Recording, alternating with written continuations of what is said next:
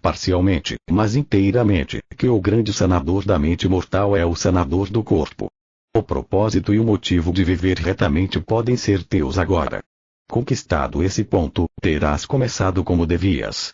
Terás começado pela tabuada da ciência cristã, e nada, a não ser a má intenção, poderá impedir teu progresso. Se trabalhares e orares com motivos sinceros, teu Pai abrir-te-á o caminho. Quem vos impediu de continuardes a obedecer a verdade? Saulo de Tarso percebeu o caminho, o Cristo, ou a verdade, somente quando sua noção incerta do que é direito cedeu a uma noção espiritual, que está sempre certa. Então o homem se transformou. Seu pensamento adquiriu perspectivas mais nobres, e sua vida tornou-se mais espiritual. Ele deu-se conta do mal que fizera perseguindo os cristãos, cuja religião não havia compreendido, e humildemente tomou o novo nome de Paulo. Percebeu pela primeira vez a verdadeira ideia do amor e aprendeu uma lição na ciência divina. Conversão de Saulo. A reforma vem pela compreensão de que não há prazer duradouro no mal e também quando se adquire a afeição pelo bem, de acordo com a ciência, a qual revela o fato imortal de que nem o prazer nem a dor, nem o apetite nem a paixão, podem existir ou originar-se na matéria, ao passo que a mente divina pode destruir, e de fato destrói, as crenças errôneas de prazer, dor ou medo e todos os apetites pecaminosos da mente humana. Que espetáculo deplorável é a maldade, que acha prazer na vingança. O mal é às vezes o conceito mais elevado que o homem tem da justiça, até que este se apegue mais firmemente ao bem. Então o homem perde o prazer na maldade e esta se lhe torna um tormento. O meio de escapar à miséria do pecado é deixar de pecar. Não há outro meio. O pecado é a imagem da besta, que tem de ser apagada pelo suor da agonia. É uma loucura moral que irrompe em clamores, com a escuridão e a tempestade. Imagem da besta para os sentidos físicos, as estritas exigências da ciência cristã parecem peremptórias. Os mortais, porém, estão se apressando em compreender que a vida é Deus, o bem, e que em realidade o mal não tem lugar nem poder na economia, quer humana, quer divina. Exigências peremptórias. O medo ao castigo nunca fez verdadeiramente honesto o homem. É preciso coragem moral para enfrentar o mal e proclamar o bem. Mas como reformar o homem que tem mais coragem animal do que coragem moral e que não tem a verdadeira ideia do bem? Pela consciência humana, convence um mortal do engano que ele comete ao procurar meios materiais para conseguir a felicidade. A razão é a mais ativa das faculdades humanas. Deixa que ela informe os sentimentos e desperte o senso de obrigação moral adormecido no homem, e gradativamente este compreenderá a nulidade dos prazeres do sentido coragem moral humano, assim como a grandiosidade e a bem-aventurança de um sentido espiritual, que faz calar o material ou corpóreo. Então, o homem não somente será salvo, mas está salvo. Os mortais supõem poderem viver sem bondade, quando Deus é bom e é a única vida verdadeira. Qual é o resultado? Como compreendem pouco do princípio divino que salva e cura, é só na crença que os mortais se livram do pecado, da doença e da morte. Dessa maneira, esses erros não são realmente destruídos e, portanto, ficam apegados aos mortais, até estes adquirirem, aqui ou no além, a verdadeira compreensão de Deus na ciência, a qual destrói as ilusões humanas acerca dele e revela as grandiosas realidades de sua totalidade. Destruição final do erro. Essa compreensão do poder do homem, estando este armado por Deus, infelizmente desapareceu da história cristã. Durante séculos permaneceu adormecida, como que um elemento perdido do cristianismo. Nossos missionários levam a Bíblia para a Índia, mas acaso se poderá dizer que a explicam praticamente, como o fazia Jesus, quando centenas de pessoas nesse país morrem todos os anos de mordeduras de serpentes? Compreendendo a lei espiritual e sabendo que não há lei material, Jesus disse: estes sinais hão de acompanhar aqueles que creem. Pegarão em serpentes. E, se alguma coisa mortífera beberem, não lhes fará mal. Se impuserem as mãos sobre os enfermos, eles ficarão curados. Teria sido bom se a cristandade tivesse acreditado nessas palavras sagradas e lhes tivesse obedecido. Promessa perpétua. A promessa de Jesus é perpétua. Se tivesse sido feita somente a seus discípulos imediatos, o trecho das Escrituras diria a vós, e não àqueles que creem. O propósito da grande obra de sua vida estende-se através do tempo e inclui a humanidade universal. O princípio desse propósito é infinito e ultrapassa os limites de um só período ou de um reduzido o número de seguidores. Com o correr do tempo, far-se-á justiça aos elementos curativos do cristianismo puro. Eles serão procurados e ensinados, e fulgirão em todo o esplendor da bondade universal. Um pouco de fermento faz levedar toda a massa. Um pouco de compreensão da ciência cristã prova a verdade de tudo quanto dela digo. Por não poderes, tu mesmo, andar sobre o mar e ressuscitar os mortos, não tens o direito de pôr em dúvida o grande poder da ciência divina nesse sentido. Ser grato por ter Jesus, que foi o verdadeiro demonstrador da ciência, feito essas coisas e nos deixado seu exemplo. Na ciência só podemos usar o que compreendemos. Precisamos provar nossa fé pela demonstração. Imitação de Jesus. Não devemos demorar-nos na tempestade se sentimos o corpo enregelado, nem permanecer nas chamas devoradoras. Enquanto não formos capazes de prevenir maus resultados, deveremos evitar aquilo que os possa ocasionar. Desanimar é assemelhar-se a um aluno que, sabendo apenas somar, tenta resolver um problema de Euclides e nega a regra do problema por fracassar na primeira tentativa. Não há hipocrisia na ciência. O princípio é imperativo. Não se pode dele zombar pela vontade humana. A ciência é exigência divina, não humana. Sempre certa, o seu princípio divino nunca se arrepende, mas mantém o direito da verdade, extinguindo o erro. O perdão por parte da misericórdia divina é a destruição do erro. Se os homens compreendessem que sua verdadeira fonte espiritual é toda bem-aventurança, esforçar-se-iam por refugiar-se no espiritual e estariam em paz. Porém, quanto mais profundo o erro em que a mente mortal está mergulhada, tanto mais intensa a oposição à espiritualidade, até que o erro ceda à verdade. O erro é destruído, não perdoado. A resistência humana contra a ciência divina enfraquece, na proporção em que os mortais abandonam o erro em favor da verdade, e em que a compreensão do ser substitui a mera crença.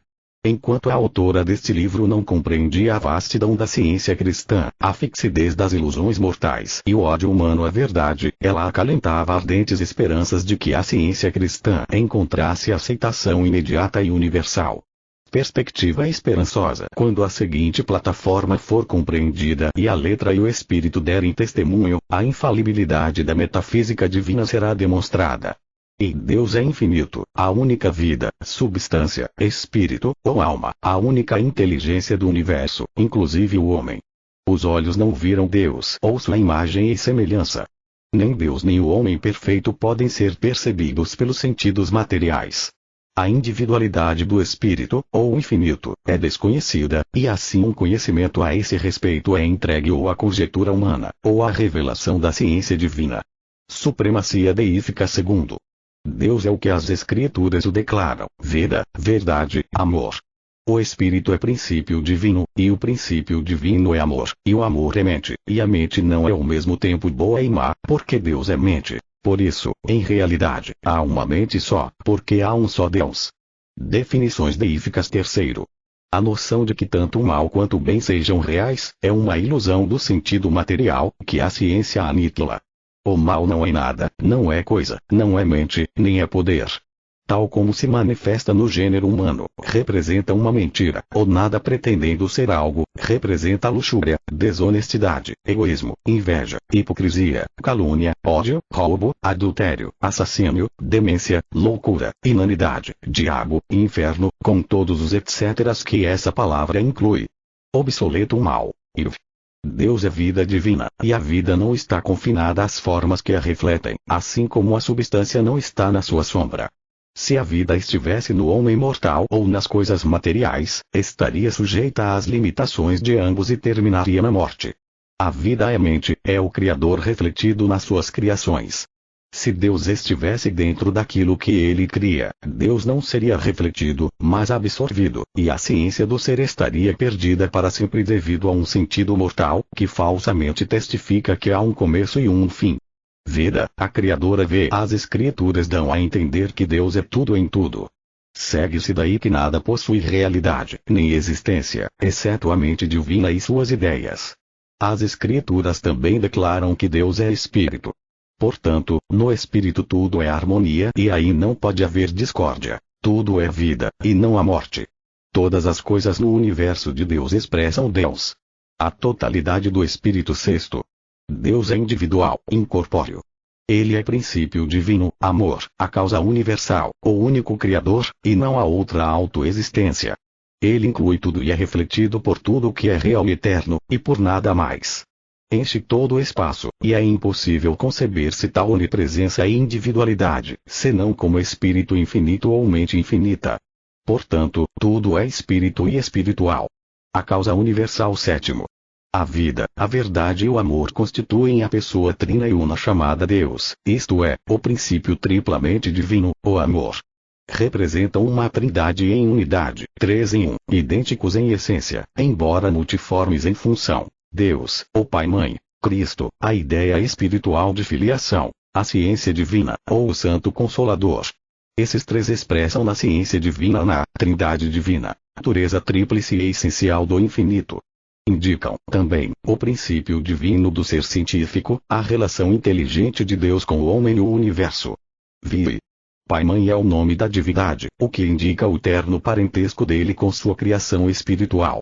Como o apóstolo expressou, aprovando as palavras de um poeta clássico, porque dele também somos geração. Pai-Mãe X. Jesus nasceu de Maria. Cristo é a ideia verdadeira que proclama o bem, a mensagem divina de Deus aos homens, a qual fala a consciência humana. O Cristo é incorpóreo, espiritual, é a imagem e semelhança divina, que dissipa as ilusões dos sentidos. É o caminho, a verdade e a vida, que cura os doentes e expulsa os demônios, que destrói o pecado, a moléstia e a morte. Como Paulo diz, há um só Deus e um só mediador entre Deus e os homens, Cristo Jesus, homem. O homem corpóreo Jesus era humano. O Filho de Deus décimo. Jesus demonstrou o Cristo. Provou que o Cristo é a ideia divina de Deus, o Espírito Santo, o Consolador, que revela o princípio divino, o amor, e que conduz a toda a verdade. O Espírito Santo, o Consolador 11. Jesus era o filho de uma virgem. Foi escolhido para proclamar a palavra de Deus e aparecer aos mortais sob tal forma de gênero humano, que eles pudessem não só perceber como também compreender.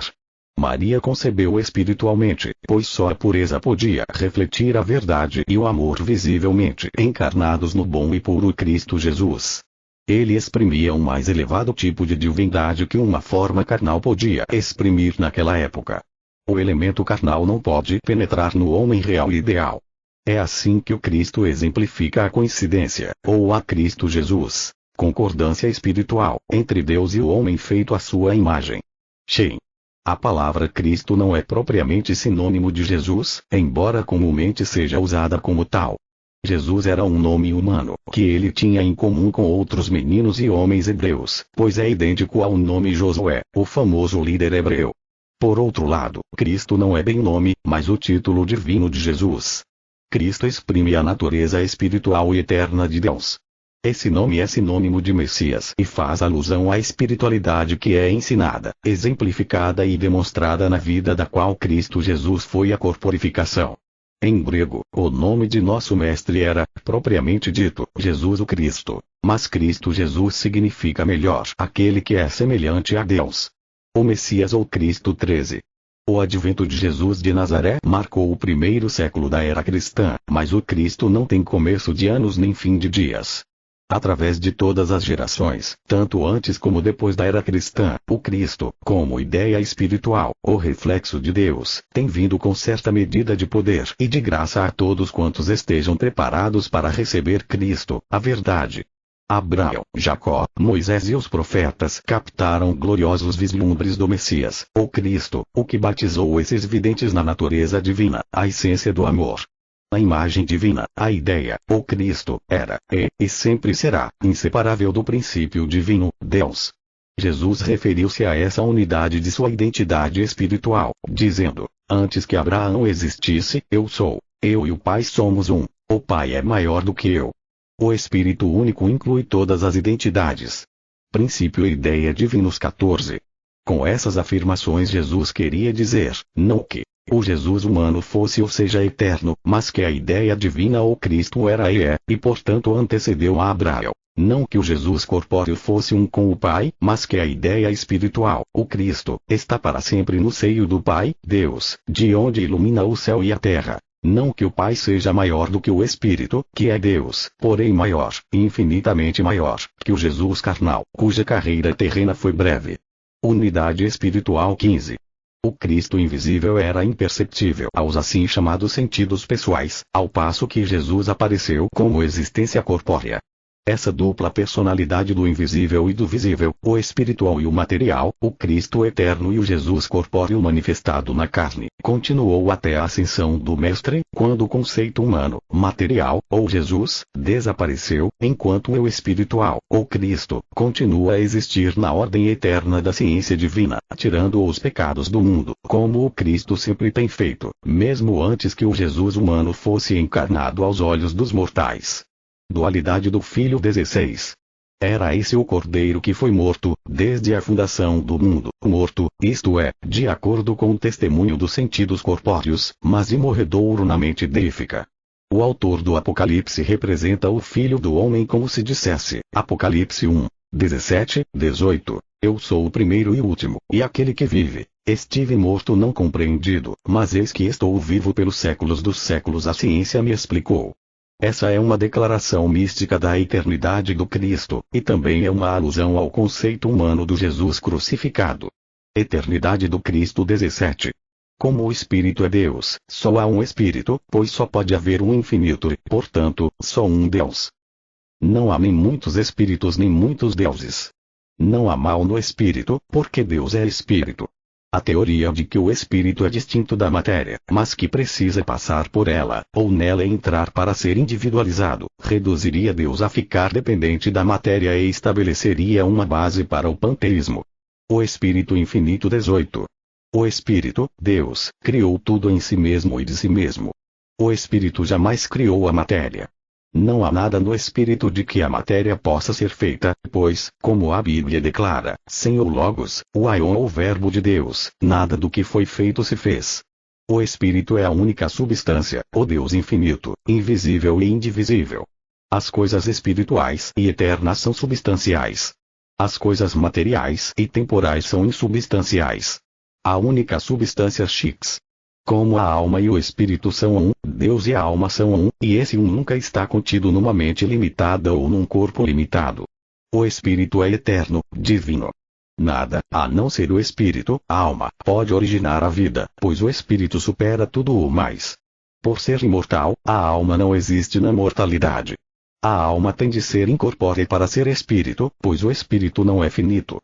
Só depois de perder o falso conceito de alma é que podemos sentir o eterno desabrochar da vida como imortalidade trazida à luz. A alma e o espírito são um XX. A mente é princípio divino, amor, e não pode produzir nada de semelhante do eterno Pai-Mãe, Deus. A realidade é espiritual, harmoniosa, imutável, imortal, divina, eterna. Nada que não seja espiritual pode ser real, harmonioso ou eterno. O pecado, a doença e a mortalidade são supostos antípodas do espírito, e forçosamente são contradições da realidade. A única mente divina 21. O ego é imorredouro e ilimitado, pois limites implicariam e imporiam ignorância. A mente é um eu sou, ou a infinidade. A mente nunca entra no finito. A inteligência nunca passa para a não inteligência, ou a matéria. O bem nunca entra no mal, o ilimitado não entra no limitado, o eterno não entra no temporal, nem o imortal entra na mortalidade. O ego divino, ou a individualidade, é refletido em toda a individualidade espiritual, desde o infinitésimo ao infinito. O ego divino 22. O homem imortal era e é a imagem ou ideia de Deus, ou seja, a expressão infinita da mente infinita, e o homem imortal é coexistente e coeterno com essa mente. Sempre esteve na mente eterna, Deus, a mente infinita, porém, jamais pode estar no homem, mas é refletida pelo homem. A consciência e a individualidade do homem espiritual são reflexos de Deus. São as emanações daquele que é vida, verdade e amor. O homem imortal não é e nunca foi material, mas sempre espiritual e eterno. A verdadeira natureza do homem 23. Deus é indivisível. Uma parte de Deus não poderia entrar no homem. Nem poderia a plenitude de Deus ser refletida por um só homem, senão Deus seria manifestamente finito, perderia o caráter deífico e se tornaria menos que Deus. O tudo é a medida do infinito, e nada menos pode expressar Deus. Indivisibilidade do infinito Shiv. Deus, o princípio divino do homem, e o homem como semelhança de Deus, são inseparáveis, harmoniosos e eternos.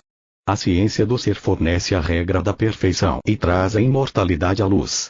Deus e o homem não são uma e a mesma coisa, mas, na ordem da ciência divina, Deus e o homem coexistem e são eternos. Deus é a mente progenitora, e o homem é o descendente espiritual de Deus. Deus, a mente progenitora XXV. Deus é individual e pessoal no sentido científico, mas não no sentido antropomorfo. Portanto, o homem, refletindo Deus, não pode perder sua individualidade, mas, como sensação material, ou alma no corpo, os cegos mortais de fato perdem de vista a individualidade espiritual. A personalidade material não é realismo, não é um reflexo ou semelhança do espírito, o Deus perfeito. O sensualismo não é bem-aventurança, mas cativeiro. Para ser verdadeiramente feliz, é preciso que o homem se harmonize com seu princípio, o amor divino. É preciso que o filho esteja em concordância com o Pai, em conformidade com Cristo. Segundo a ciência divina, o homem é, até certo ponto, tão perfeito quanto a mente que o forma. A verdade do ser torna o homem harmonioso e imortal, enquanto que o erro é mortal e discordante. O homem reflete o Deus perfeito Vi. A ciência cristã demonstra que só os limpos de coração podem ver Deus, como ensina o Evangelho. O homem é perfeito na proporção de sua pureza, e a perfeição é ordem do ser celestial, que demonstra a vida em Cristo, o ideal espiritual da vida. Pureza, a vereda da perfeição Vi. A verdadeira ideia do homem, como o reflexo do Deus invisível, é tão incompreensível aos sentidos limitados como é o princípio infinito do homem. O universo visível e o homem material são grosseiras falsificações do universo invisível e do homem espiritual. As coisas eternas, as verdades, são pensamentos de Deus, tal como existem no reino espiritual do real. As coisas temporais são pensamentos dos mortais e são irreal, por serem o oposto do real, ou seja, do espiritual e eterno. A verdadeira ideia sobre o homem vive.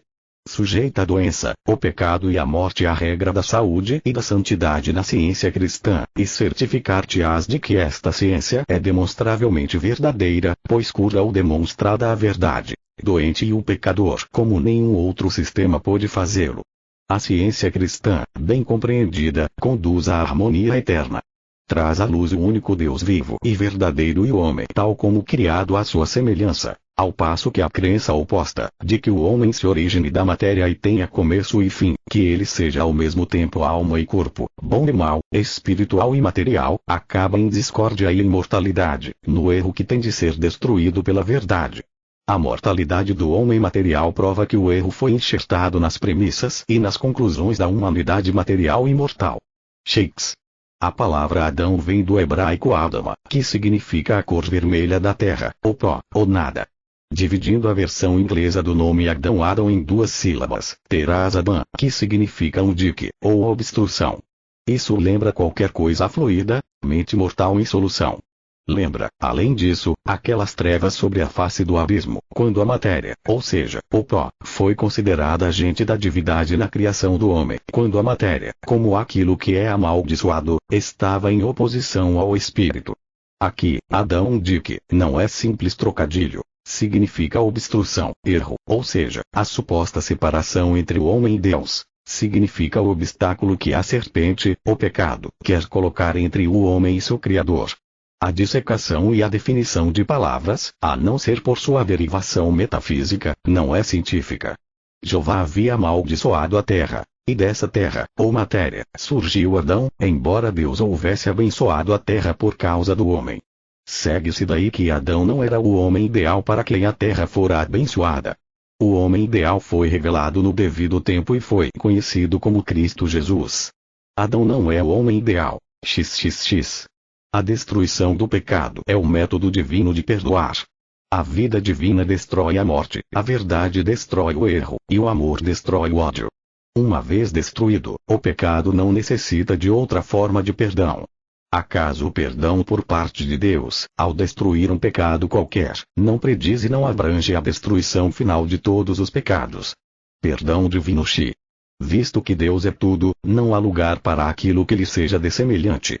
Só Deus, o Espírito, criou tudo, e o achou bom.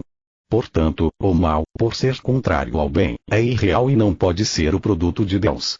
Um pecador não pode receber estímulo algum do fato de a ciência demonstrar a irrealidade do mal, pois o pecador gostaria de fazer do pecado uma realidade, fazer real aquilo que é irreal, acumulando, assim, ira para o dia da ira. Participa de uma conspiração contra si mesmo, contra seu próprio despertar que o faria perceber a terrível irrealidade pela qual foi ludibriado. Só aqueles que se arrependem do pecado e abandonam o irreal, podem compreender plenamente a irrealidade do mal. O mal não é produzido por Deus Shin. Assim como a mitologia da Roma pagã cedeu a uma ideia mais espiritual da divindade, assim também nossas teorias materiais cederão a ideias espirituais, até que o finito ceda lugar ao infinito, a doença à saúde, o pecado à santidade, e o reino de Deus venha assim na terra como no céu. A base de toda saúde, impecabilidade e imortalidade é o grande fato de que Deus é a única mente, e é preciso não só crer nessa mente, mas também compreendê-la. Livrar-se do pecado mediante a ciência é despojar o pecado de toda supostamente ou realidade e nunca admitir que o pecado possa ter inteligência ou poder, dor ou prazer. Vences o erro negando-lhe veracidade. Nossas diversas teorias nunca à base da saúde e imortalidade perderão seu poder imaginário para o bem ou para o mal, até que percamos a fé que temos nelas e façamos com que a vida seja, ela mesma, prova de harmonia e de Deus. O seguinte texto do livro de Eclesiastes transmite o pensamento da ciência cristã, especialmente quando se omitem as palavras o dever de, que não estão no original. De tudo o que se tem ouvido, a suma é, teme a Deus, e guarda os seus mandamentos, porque isto é o dever de todo homem. Em outras palavras, de tudo o que se tem ouvido, a suma é, ama a Deus, e guarda os seus mandamentos, porque isto é todo homem, na imagem e semelhança de Deus. O amor divino é infinito. Por isso, tudo quanto realmente existe está em Deus, e é de Deus, e manifesta o seu amor. Não terás outros deuses diante de mim. Êxodo 23. O primeiro mandamento é meu texto favorito. Demonstra a ciência cristã. Inculca a triunidade de Deus, Espírito, mente. Significa que o homem não terá outro espírito ou outra mente senão Deus, o bem eterno, e que todos os homens terão uma única e a mesma mente. O princípio divino do primeiro mandamento é a base da ciência do ser, pela qual o homem demonstra saúde, santidade e vida eterna. Um só Deus infinito, o bem, unifica homens e nações, constitui a fraternidade dos homens, põe fim às